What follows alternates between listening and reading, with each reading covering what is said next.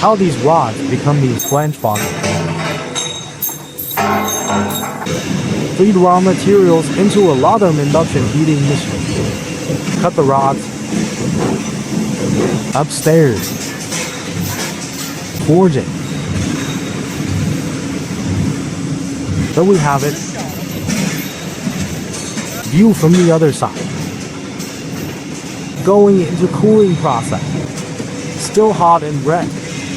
More cooling. And more cooling. Done.